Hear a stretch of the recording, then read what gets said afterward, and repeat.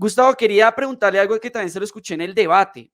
Usted ya también ha dejado claro que el tema, digamos, que el ingreso, el salario no es problema para usted por el tema de que usted tiene, digamos, que otros ingresos por otras partes a raíz de toda su vida empresarial, si queremos denominarlo de alguna manera, y profesional como escritor. Pero le escuché que va a donar el salario en caso dado que llegue a la alcaldía. Pero mira, esto no es un programa, ni lo hago para atraer votos. Simplemente me Sí. preguntaron en esos debates que he tenido que si también iba a donar el salario de alcalde. Yo tengo una meta y es pasar por la vida pública sin aprovecharme un solo peso del erario. Y así como lo hice en la alcaldía, pues aquí por mi paso por el Senado tampoco, también lo haría caso. Yo no tengo ese problema, porque yo tengo ingresos por otros lados, renta, yo tengo unos negocios, tengo unos derechos de autor que me generan unos ingresos suficientes para vivir.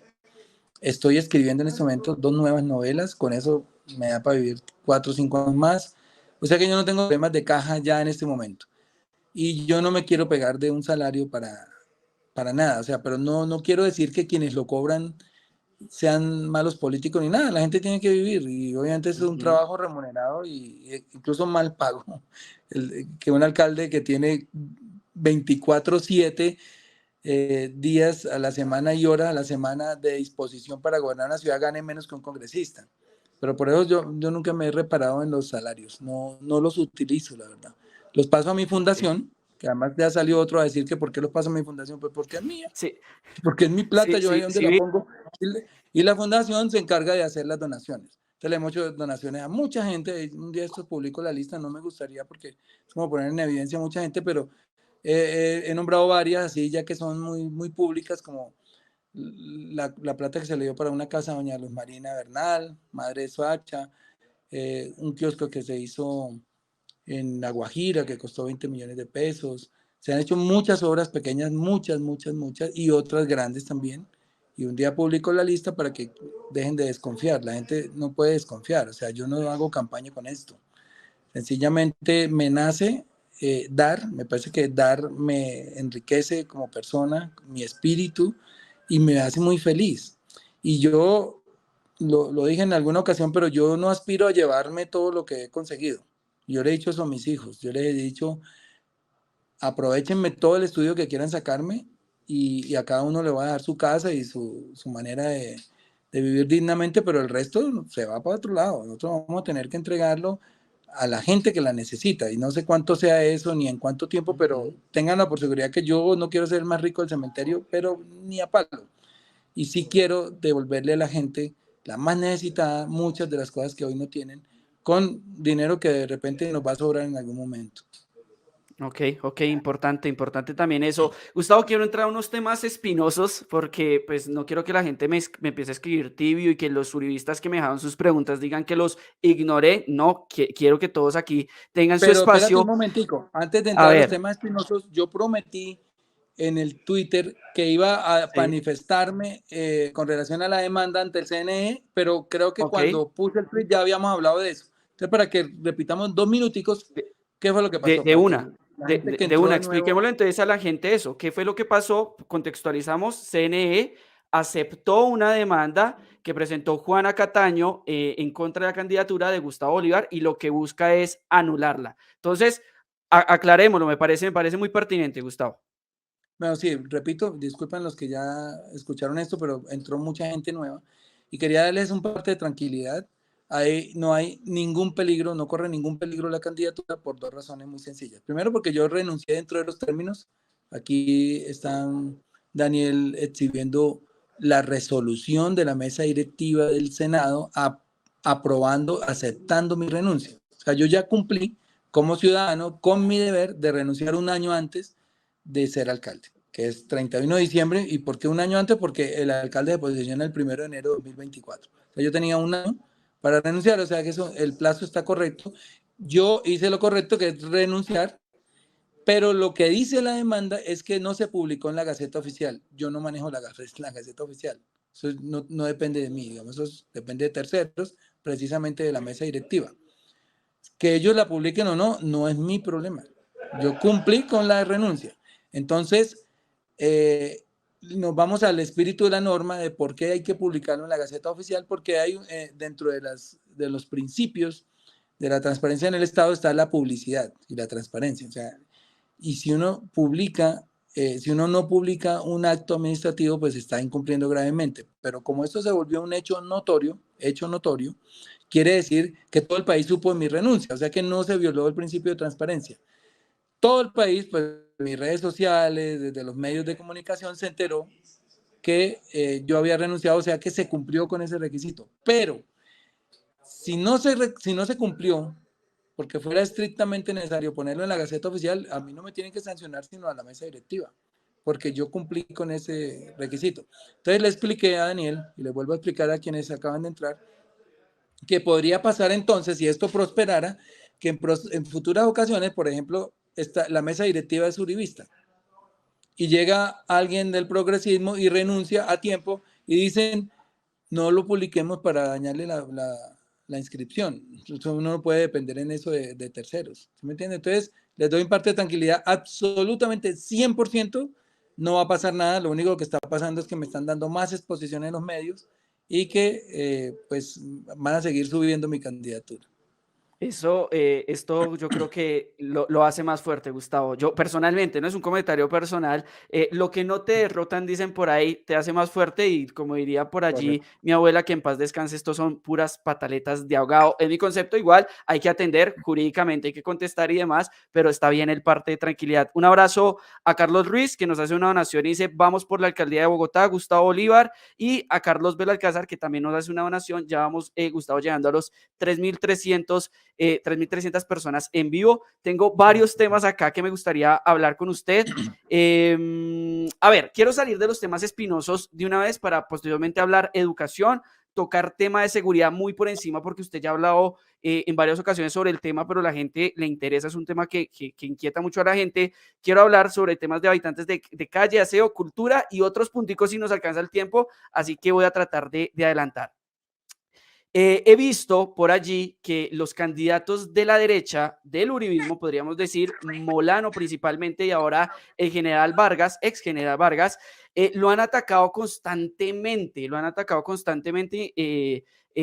me gustaría como pues escuchar su opinión alrededor de estos ataques, porque o sea, son constantes los ataques, son constantes los cuestionamientos e incluso le sacaron el debate un tema con un video de los policías que usted ya aclaró, pero que me parece pertinente volverlo a hacer. Lo han atacado con el tema de la primera línea, lo han atacado con un tema de unas deudas, en fin, una cantidad de ataques que a mí, en mi concepto, muchos son ruines bajos, bueno, en general la mayoría son así por parte de estos personajes, pero sí me parece importante como que usted aclare el tema de los policías, el tema de la primera línea, que son los que utilizan para atacarlos en cada oportunidad, Gustavo. Bueno, bien, sí. Como ellos no han podido encontrar en mi vida una sola tacha de corrupción, ni de clientelismo, ni de testaferrato, ni de enriquecimiento ilícito, porque todo el mundo sabe de dónde ha salido mi dinero. Entonces tienen que irse a buscar lo primero que encuentren y pues obviamente lo único que pueden encontrar son estas cosas que usted ha mencionado. La primera, que le protegí la cabeza y los ojos a los jóvenes de primera línea, aunque ellos eso lo han transformado en un relato de financiación a terroristas. Primero que tengo que decir es que yo nunca he financiado la primera línea, jamás, y eso ya la Corte lo falló, el Consejo de Estado, todo el mundo, la Procuraduría, nunca han podido demostrar, porque no lo he hecho, que yo haya llevado dineros a la primera línea. Nunca he entregado un peso, entregué fue en especie los cascos, las gafas, porque en el momento en que hice la vaqui, que fue pública, eso no fue secreto ni clandestino, una vaqui pública, la publiqué en Twitter y la gente empezó a donar y se donaron 330 millones de pesos. De hecho, la meta eran 100, pero la gente estaba tan indignada y tan preocupada por los jóvenes que pusieron 330 millones de pesos. Vaqui se quedó con 30, que es el 10%, y con los 300 millones nosotros, ¿qué hicimos? Compramos los cascos, las gafas, medicamentos para muchos chicos que estaban heridos y que como los estaban persiguiendo incluso en los hospitales, entonces no querían ir al hospital. Uh -huh. Lo segundo, cuando pasó el estallido, que ahí quedó la mayor parte del dinero, nosotros le pagamos 1.5 millones de pesos a cada mutilado ocular. Los que se inscribieron, se les consignó y esas consignaciones están hechas desde un banco, no ni clandestino, ni nada. Del banco BBVA se les consignó 1,5 millones de pesos a los mutilados oculares y otro 1,5 millones de pesos a las familias que tuvieran víctimas mortales. Y sin embargo, todavía queda plata. Ahí nos quedan 90 millones. Yo le dije a la primera línea, ahí está el dinero, es de ustedes, dispongan de él. Entonces no se han puesto de acuerdo si pagar abogados, porque hay muchachos que están en la cárcel, presos políticos, hay que decirlo. Hay otros que han cometido desmanes y que también están condenados, también hay que decirlo, que así como la mayoría de los jóvenes estaban aquí porque realmente necesitaban protestar por su situación económica, por su situación laboral, por la falta de oportunidades de educación, también hubo otros que se colaron ahí a aprovecharse digamos, del desorden para o robar o cometer desmanes, y ellos están hoy judicializados. Pero la mayoría, para que tengan una idea, de más de 2.300 capturados, los jueces han dejado libres casi el 90% porque no hay pruebas. Era una persecución infame a los jóvenes y hay condenados, hay menos de 15 condenas, con eso le digo todo. Y judicializados y presos, creo, la última cifra que conocí fue cercana a 180, pero de los 2.000 y pico, los demás tuvieron que dejarlos salir. Entonces, yo desmonto esto diciendo, nunca he financiado ni el terrorismo, no me interesa, yo soy una persona de no violencia. A los jóvenes siempre les hice énfasis en que no podían armarse, porque sí hubo noticias de que los grupos guerrilleros querían infiltrarlos, obviamente se hubiera convertido esto en una guerra civil si ellos se hubieran armado. Entonces, lo que puedo decir es eso, yo nunca financié la primera línea. Lo segundo es que los jóvenes no son terroristas, como los niños no son máquinas de guerra. Entonces, un señor que cree que los jóvenes de una ciudad que va a gobernar son terroristas y que los niños son de máquinas de guerra, yo lo digo al contrario. Él dice, quien financió la primera línea no puede ser alcalde. Yo lo digo al contrario. Quien cree que los niños son máquinas de guerra y que los jóvenes de mi ciudad son terroristas, no merece gobernar esta ciudad, porque además ya ellos saben lo que les espera. Él era el ministro de Defensa cuando vino toda esta represión violenta y brutal que les sacó los ojos, que los vejó, porque hubo vejaciones, y que en el caso, y ahí llego y conecto con el otro tema, de la niña Alison Ugus de Popayán, pues ya hubo hasta violaciones, ya digamos abusos a menores, incluso ya era una niña menor. Entonces viene después el tema de no puede gobernar la ciudad el que le dice cerdos a los policías. Y tengo que volver a explicar que yo, y ahí está el video, lo he puesto varias veces, que yo me refería a 4 policías del SMAT que primero capturaron ilegalmente a una menor de edad que no estaba haciendo nada porque estaba desde el antejardín de su casa grabando lo que estaba pasando. Se la llevaron a rastras a una menor y ella cuenta en su cuenta de Facebook, eso lo pueden encontrar ahí, que la manosearon.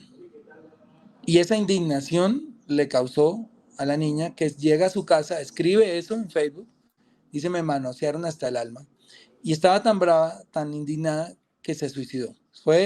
Se metió la cabeza en una bolsa plástica, se puso cerca al fogón, encendió el fogón de gas y se intoxicó con el dióxido de carbono. Entonces el dolor que me produjo eso a mí fue tan grande que yo dije, mire, me quito de aquí la investidura de senador y yo tengo que decir hoy con todo el dolor de padre que esos policías que hicieron esto son unos cerdos. Y el señor Álvaro Uribe, que ha edificado su vida a través de la mentira, pues va y coge mi video y le quita el contexto y pone en un tweet, una cuenta gigantesca que tiene, de más de 5 millones de seguidores, el pedacito donde yo digo cerdos policías, cerdos policías, cerdos policías. Pero eso no es cierto. Yo estaba hablando de esos 4 policías. De repente puedo pensar que otros que también le sacaron, por ejemplo, el que mató a Dylan Cruz, que es un cerdo policía. Claro. Pero la mayoría de policías no son ellos. Y yo con la mayoría de policías no tengo problemas. He tenido las mejores relaciones en mi vida con la policía. Nunca he sido conducido a ningún lado por ni una contravención siquiera. Y con los generales que han estado en la dirección de la policía durante el gobierno Petro, que son el general Sanabria y el general Salamanca, las mejores relaciones. Mi padre trabajó en el ejército. Yo en 2011, con Ervin Hoyos, que también es un era un uribista, desafortunadamente murió en la pandemia por COVID. Con él encabezamos una campaña gigantesca. Estaban naciendo las redes sociales en 2011 y empezamos con el hashtag Libérenlos ya, exigiéndole a las FARC que soltaran los policías que tenían secuestrados hacía 14 años. O sea, era para nosotros doloroso que unos policías estuvieran pudriéndose en la selva durante más de una década y nadie hacía nada. Y nosotros nos fuimos por todo el país buscando la liberación de ellos en los medios de comunicación. En un programa que él tenía, Voces del Secuestro, estuve varias veces y al final estuvimos hasta dispuestos a ir por ellos. Entonces pusimos un hashtag que lo pueden encontrar, vamos por ellos. Busquen, los que no me crean, buscan @Gustavo Bolívar, numeral, libérenlo ya, y ahí encuentran todos mis trinos pidiendo la liberación de los policías. Y estuve dispuesto a ir a la selva, estábamos armando un grupo grande de gente para ir a la selva por ellos, porque sabíamos que como población civil no nos podían tocar. Sino que en ese momento se empezaron a presentar las liberaciones y tuvimos que dejar de un lado afortunadamente la campaña, pero yo nunca he tenido malas relaciones con los policías. Importantes aclaraciones, Gustavo, porque creo que son temas que tergiversan y yo creo que si esos mismos actos, aberrantes actos, los hubiese cometido un abogado, un contador, la expresión Claro, hubiese sido exactamente lo mismo. O sea, creo que perro queda abogado, clarísimo el tema. muy buen Exacto, o ejemplo. sea, creo que es pertinente la aclaración. Gustavo, otro de las críticas que vi que le estaban haciendo mucho y que me parece también importante trasladársela es porque muchas personas cuando empecé, digamos que empecé a decir que íbamos a tenerlo usted aquí en el canal, me decían, es una persona coherente, fueron las palabras que más vi, una persona honesta, pero varios también vi que tenían dudas frente a la preparación que usted pueda llegar a tener para ostentar el cargo de alcalde. Incluso varias personas me dejaron ahí el tema de estudios. Entonces me gustaría también que lo tocáramos para responderle a esas personas que me dejaron los comentarios. Y pues bueno, ahí está el comentario para que, la pregunta para que usted les pueda aclarar. Bueno, bien. Mira, yo soy una persona, gracias a Dios, exitosa en todo lo que me he desempeñado. Entonces, yo digamos, este cuestionamiento ya lo he sentido en muchas ocasiones. La primera vez cuando me presento con un libro en una editorial.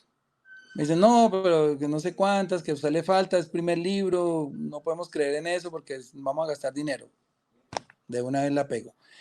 Cuando yo me presento con mis libretos, donde el señor Samuel Duque, dueño en ese momento de Telecolombia, él me pregunta, ¿usted dónde estudió libretos? Yo le digo, yo no he estudiado libretos. Me dijo, déjelos ahí, yo los leo. Pero un poco de, yo se los dejé con la secretaria. Cuando me llama la secretaria me dice, don Samuel, lo necesito. Y lo que me hace es hacerme seguir a su oficina y me dice, tengo que reconocer que son los mejores libretos que yo he leído. ¿Usted dónde estudió eso? Le digo, yo no he estudiado eso. Simplemente me puse a mirar unos libretos de otros colegas y mirando cómo es la estructura del libreto, yo me atreví a escribir estos. ¿Y qué hizo el señor? Me hizo un contrato por 5 años. Después, bueno, va pasando el tiempo y cuando yo llego, incluso cuando llegué a la política, ¿qué hace un escritor en el Senado? Puras burlas, como la farándula en el Senado. Y ustedes pueden ver qué pasó en esos 4 años de Senado, 4 años y medio. Nombrado como uno de los mejores congresistas de la República por los medios de opinión, por eso se llama el panel de opinión de los expertos. Siempre estuve entre los 5 o 6 primeros senadores de la República. Después me nombran presidente de la Comisión Tercera del Senado, que es la Comisión Económica. ¿Qué hace un tipo que no es economista en la Comisión Tercera de Presidente? No tiene ni idea de eso. ¿Y qué pasó? Saqué una reforma tributaria limpiecita. Las dos comisiones terceras de Cámara y Senado. Sacamos una reforma tributaria limpiecita. Di debates en universidades con los gurús económicos de este país. En los medios de comunicación defendí la reforma con todos los argumentos que puede tener, técnicos que puede tener un economista. Y yo les pregunto a ustedes, si yo estuve 4 años y medio en la Comisión Económica que maneja el dinero de este país, que maneja la macroeconomía de este país, ¿eso no equivale a una carrera de economía? Obvio. Entonces yo lo que me he hecho es forjándome en eso. Sin embargo, yo sí tengo estudio, yo estudié comunicación social en la Universidad de La Sabana, ya tengo hasta presentado el Saber Pro, pero no me he graduado, la verdad es esa. Ni me ha preocupado mucho, ya lo tengo, creo que incluso en 2 o 3 meses lo puedo hacer. pero no le he sacado el tiempo. Y siempre es la misma constante, él no puede. Y yo lo que le he demostrado es que yo en todo lo que me meto, porque soy muy estudioso, yo soy muy estudioso, todos estos programas que he estado exponiendo de Bogotá no son porque volteé a mirar para algún lado y los aprendí, no, yo he recorrido las ciudades del mundo, yo hago la tarea, digamos, he visitado yo creo que más de 90 países, conocido más de 200 grandes ciudades, conozco cómo funcionan, los he ido a visitar y eso tiene que, ese conocimiento que uno va adquiriendo ahí tiene que equivaler a algo, ¿cierto? Y en la experiencia administrativa, pues yo pregunto cuál es la experiencia administrativa de Galán, él tampoco nunca ha tenido, digamos, un cargo administrativo, como no lo ha tenido Lara, porque hemos sido congresistas los tres, y Robledo tampoco, los cuatro hemos sido congresistas, que Y el hemos, general, que bueno, el hemos general, no sé. de pronto ellos un poquito más, Molano fue ministro, y de pronto un ministro puede tener un poquito de experiencia administrativa, pero no más. Y nosotros, los demás, estamos en lo mismo. Oviedo pues manejó el DANE, pero obviamente el DANE es una pequeña empresa al lado de lo que es Bogotá, pero no lo voy a descalificar por eso. A ninguno lo descalifico por eso. Yo creo que la gente tiene que medirse por su pasado, qué tan exitosos son, qué tan grande les ha quedado en lo que se han metido. Y si yo me meto a la alcaldía de Bogotá es porque tengo la capacidad, si no yo no me voy a desprestigiar y para que digan después este tipo salió con babas. ¿Cómo se hace? Tengo el carácter y sé rodearme. O sea, yo no me sé todos los temas, nadie lo sabe. Pero yo tengo unos expertos en movilidad, tengo unos expertos en medio ambiente, en ambiente, tengo unos expertos en salud, en educación, y yo estoy rodeado de gran cantidad de expertos. Yo de hecho me reúno con ellos antes de los debates, porque así mismo sería durante el gobierno. Pero el que está gobernando la cabeza es la que tiene que poner el ejemplo, tiene que poner la honestidad, tiene que poner el carácter, tiene que poner digamos, la experiencia que yo también he adquirido en el sector privado, porque he construido empresas exitosas y eso es lo que tengo y lo que puedo ofrecer.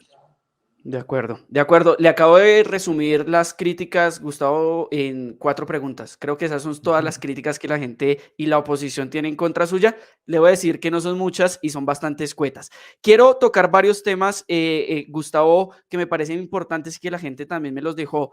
Educación en Bogotá. Me preguntaron qué haría Gustavo Bolívar para mejorar la calidad de los colegios públicos versus los colegios privados de la ciudad, donde hay, digamos, una distancia importante entre los públicos y los privados. Usted no dio la palabra clave, Daniel, calidad. Si hay Calidad. educación, no hay la suficiente cobertura. Quiero decirle que hoy solamente el 51% de los bachilleres bogotanos llega a instancias superiores o técnicas o de universidad. Y el 49%, si quieren, miramos los 50 y 50, el 50% de los jóvenes bogotanos no acceden a la universidad superior. A ver, se nos fue Gustavo. Se nos fue Gustavo. Está ahí, está ahí. Bueno, gracias a todos los que se van conectando. Más de 3.500 personas en entrevista. Vamos a tratar de evacuar otros temas que ustedes me dejaban allí rápidamente con el candidato. Ahí ya volvió Gustavo. Bueno, que estaba diciendo que tuviste con la clave con el tema de la calidad, porque el 50%, ese es el 51 exactamente, pero vamos a hablar del 50%. El 50% de los bogotanos no puede acceder a la calidad, a la educación superior. Se quedan por fuera, terminan el bachillerato y se quedan por fuera del sistema educativo. Y eso es lo que está generando hoy informalidad, a veces delincuencia, porque es que tienen que vivir de algo. Y nosotros necesitamos llegar a la universalidad de la educación, la cobertura universal, pero también a la calidad.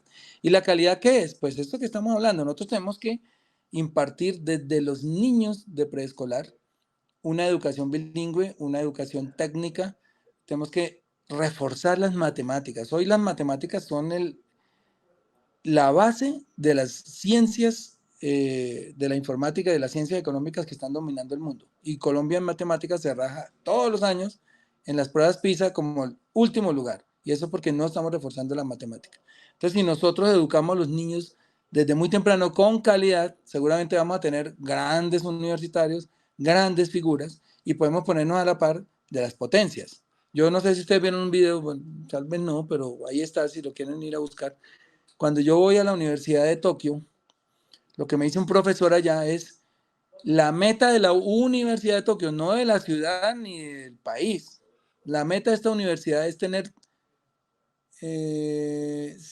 30 premios Nobel hasta 2050. O sea, la meta en 2000 fue tener 30 premios Nobel de una universidad. Miren que Colombia ha tenido 2 premios Nobel, ¿no? Que son García Márquez y Juan Manuel Santos. En toda la historia, en todos los 200 años. Y nos creemos Allá los chachos.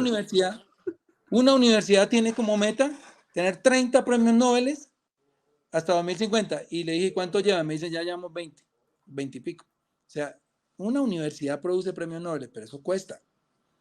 Tiene que tener buenos profesores, tiene que tener otro idioma, porque los grandes textos universales están en inglés, a veces no los traducen, algunos sí, otros no.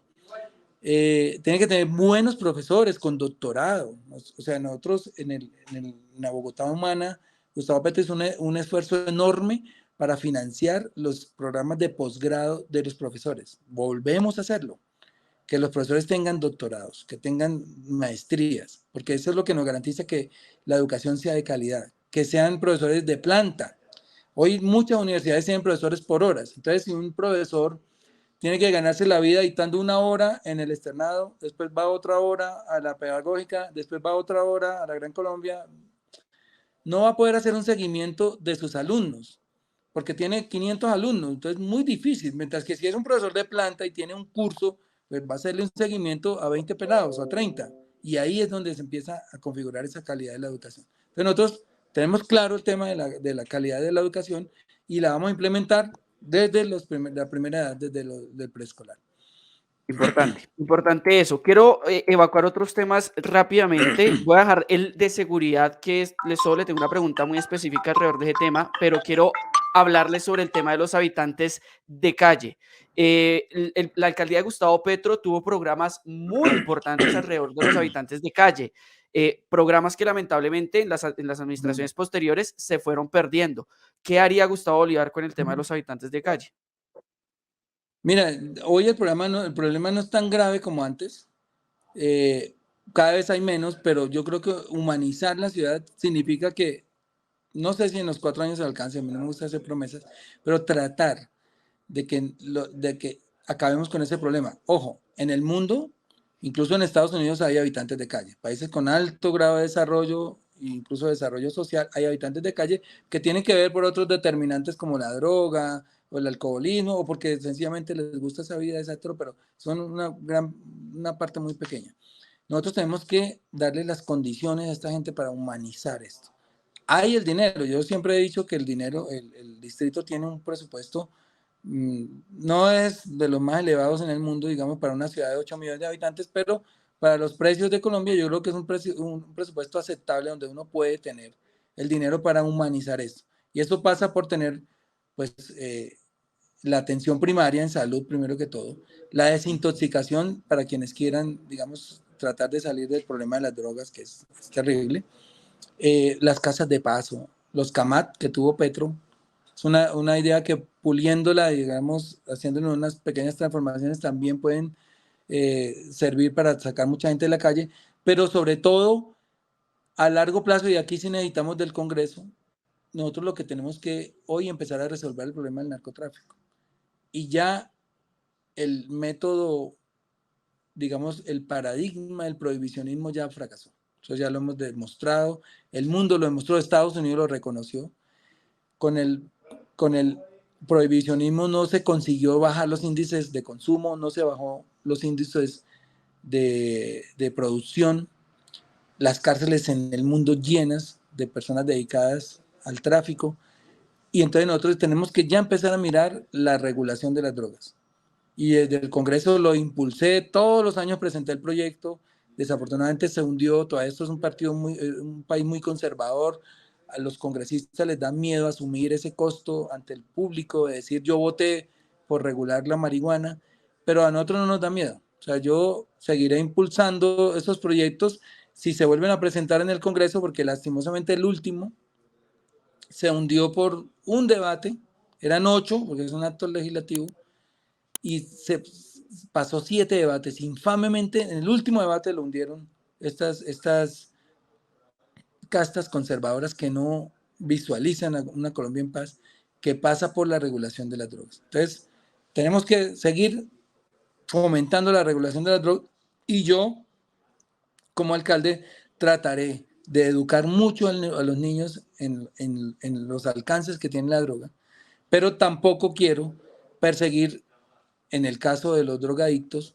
con la policía que se necesita hoy para ir a perseguir a los ladrones, para ir a capturar a los criminales, a los jóvenes que están en desgracia con la droga. Lo que tenemos que atenderlos desde un punto de vista de un enfoque de salud y darles la salubridad, darles la posibilidad de rehabilitación a los que quieran, digamos. De acuerdo. Gustavo, el tema de aseo es un tema también que en Bogotá pues genera mucha preocupación porque las basuras generalmente en Bogotá se sacan o a la esquina o a los postes e incluso vi que esta semana sancionaron a 3 restaurantes por el mal manejo de las basuras, pues que literalmente uno lo saca toda la calle y ya pues que la administración se encargue. ¿Qué plan o qué política aplicaría usted con el manejo del aseo e incluso con doña Juana, ¿no? Que aquí seguimos enterrando basura. Bueno, Gustavo Petro intentó, obviamente lo destituyeron, le quitaron el sueldo, lo echaron, le hicieron de todo porque él quería apostarle al reciclaje. O sea, crear el programa Basura Ceros consistía en que con 3.600 recicladores Bogotá pudiera llevar como disposición final a los botaderos únicamente las basuras que ya inservibles, que incluso no hay basuras inservibles, pero digamos en el caso de la separación in situ del reciclaje. Eso fracasó porque le hicieron toda la guerra, pues estos 4 consorcios que estaban, y que todavía algunos de ellos manejan la basura de Bogotá, pero Bogotá no está reciclando. El último dato que tuve es que en Colombia se recicla apenas el 17% de la basura. Estamos tirando el oro a los caños, estamos desperdiciando una gran oportunidad para hacer muchas cosas. Por ejemplo, hoy a partir de la basura se fabrica el hidrógeno verde y el aprovechamiento es del 10%, es decir, de 100 toneladas de basura, hoy más o menos Bogotá arroja a los botaderos entre 6.500 y 7.000 toneladas de basura al día. Imagínense, 7.000 toneladas de basura al día. Si nosotros la aprovecháramos correctamente, podríamos sacar 700 toneladas de hidrógeno verde, porque estamos hablando del 10% de aprovechamiento. Pero también vi en ese periplo amplio que he hecho por el mundo que en Viena, con la quema de la basura, producen agua caliente, pero también están produciendo, con la fusión del plástico, están produciendo ladrillos para hacer casas de interés social. Hay muchas cosas que pueden hacer para aprovechar las basuras, de modo que mi propósito, y esto no es tener una frase de cajón para cada pregunta que me hacen, pero eso sí lo tengo clarísimo y tengo trabajando muchos expertos en cuantificar esto, es que los bogotanos vamos a tener que aprender a reciclar y vamos a tener un día de recolección de basura exclusivo para el reciclaje. Ya eso lo vi también en otros países. De hecho, en Miami, donde he vivido, a nosotros nos recogen el reciclaje los miércoles. Ese día no recogen ninguna basura orgánica de ningún otro tipo, sino solo reciclaje. Y entonces, ¿qué quiere decir? Que todos los camiones de Bogotá el miércoles están llevando el reciclaje a unos puntos donde los vamos a aprovechar, donde eso se va a convertir en dinero, en plata, en oportunidades, en empleo para mucha gente. Eso lo vamos a hacer acá en Bogotá. Bien, Y bien. Danielito, me quedan 5 minutos que ya tengo otro. Tranquilo. Quería hacerle 2 preguntas rápidas. Tema de cultura, Gustavo, que no se la puedo dejar de hacer porque me comprometí a hacerla. Cultura en la ciudad. Con Petro vimos la Filarmónica. ¿Qué vamos a ver con Gustavo Bolívar? Pues mira, también son estudios que existen a través de la música. Los jóvenes también pueden ascender socialmente y sobre todo culturalmente. Digamos, la música despierta otros sentidos, la música facilita más el aprendizaje y eso, digamos, una cosa que trató de hacer Gustavo Petro con el sistema de bandas filarmónicas por las localidades que desmontó de tajo el alcalde Peñalosa. Nosotros queremos volver a esa red de filarmónicas en las localidades, eso no es tan costoso, y potenciar nuestra filarmónica de Bogotá. Eso en cuestión de música, pero la cultura tiene que ver con un espectro mucho más amplio. Desde la cultura ciudadana, que hay que retomar, que se está perdiendo, digamos, todas esas enseñanzas maravillosas que nos dejó Antanas Mocus a su paso, especialmente por su primera alcaldía, porque lo que la gente tiene que entender es que la ciudad no la arregla el alcalde, ni el consejo, la ciudad es de todos. Y lo primero que hay que hacer, y eso es parte de la cultura, es cambiar la mentalidad. Y así como los paisas aman a Medellín y se sienten orgullosos de Medellín, y cuando uno llega allá ellos dicen esto es lo más chimba, esta es la mejor ciudad del mundo, etcétera. El bogotano dice esta hijueputa ciudad, es que esta mierda, es que esta vaina, y todos los días la maldecimos, todos los días la pisoteamos, la volvimos nada. Eso tiene que cambiar. Sí. Nosotros tenemos que aprender a querer a Bogotá porque tú no vas a cuidar lo que no amas. Si tú no amas a un niño, no lo cuidas. Y nadie cuida lo que no ama. Y si nosotros queremos cuidar a Bogotá, tenemos que amarla. Obviamente, hoy no se dan las condiciones porque pues salgo y me atraca, me monto en un Transmilenio, pues, puto, me agarran el rabo o me toca cuidar la billetera. No hay calidad de vida. Entonces, a medida que nosotros vamos adquiriendo esa cultura ciudadana y vamos subiendo en calidad de vida, nosotros necesitamos querer a Bogotá, como los paisas a Medellín. Incluso te va a un barranquillero, no, Barranquilla, marica, es lo mejor del mundo. Y mire mi malecón y mire cómo Orgullosos. está esta cosa. El orgullo que hay que sentir por las ciudades. Y aquí no, es muy difícil encontrar un bogotano que diga, ¡ay, amo mi ciudad! Etc. Sí los hay, pero eso tiene que ser general. Todos los bogotanos tienen que, porque yo creo que más de la mitad de la población o cerca de la mitad no somos bogotanos, somos inmigrantes. Yo inmigré a los 10 años a Bogotá, he vivido aquí 47 años. Pero la mayoría han venido y hay muchas colonias boyacenses, santanderianos, costeños que venimos aquí a exprimir esta ciudad, a sacarle oportunidades de empleo, de educación, etcétera, pero no la queremos. Entonces, ahí ese cambio de mentalidad, que es cultural, tiene que darse para que nosotros empecemos a amar a nuestra ciudad. Yo con eso le puedo Bien, decir que esto listo. le vamos a crecer bastante. Lo vamos a dejar hasta aquí porque entiendo que son temas de agenda. El tema de seguridad solo voy a dejarlo ahí. Se abordó de manera más abundante en la entrevista que le hizo Gio en Estrato Medio, por si quieren colocarlo, revisarlo y demás, pero van a haber más espacios. Creo que el siguiente es con Alejo. De una vez dejo ahí el anuncio, la cuña. Creo que va a ser el otro martes con Alejo Vergel. Seguramente Alejo va a abordar el tema de seguridad y el tema de inteligencia en la seguridad. Gustavo, no me queda más que agradecerle su Pero disposición. quiero decir algo sobre eso. Sí. Digamos, ustedes están haciendo una tarea maravillosa y muy importante, Daniel, los medios alternativos. Y es tratando de llevarle a la gente una verdad diferente a la que los medios hegemónicos nos han venido contando hace décadas, ¿cierto? Y eso sirve para que la gente escuche versiones. No estoy diciendo que ustedes tengan la razón o no la tengan los otros, no. Eso ha enriquecido el debate y ha enriquecido el criterio de la gente. Entonces los felicito. Yo voy a seguir estando en los medios alternativos hasta el último día de la campaña y si resulto alcalde, ahí me van a tener también, porque yo sí quiero que los medios alternativos sigan creciendo. Entonces, el próximo martes nos vemos con Alejo Vergel y chévere que estemos tratando temas diferentes para que la gente no escuche lo mismo. Bueno. Tremendo, tremendo. No, Gustavo, Vamos a hablar igual, de ciencia y nuevamente. tecnología, por ejemplo. Claro, es que me temas hicieron una pregunta, importantes. me disculpo con Alex Penagos que me dejó la pregunta, pero son temas de agenda, va a haber tiempo, Alex, para abordarle y que Gustavo la responda, El martes, pero si quieres se la el trasladamos martes. a Alejo y... Sí. Bueno, listo, Sí, mil gracias. ahí se la dejo de una vez, temas de tecnología e inteligencia en temas de Listo. seguridad. Gustavo, no me queda nada más que agradecerle y a todos, gracias por estar acá, más de Gracias a 3.500 ustedes. personas. Un abrazo enorme, no olviden suscribirse, activen la campanita, denle like al video, nos vemos después. Adiós.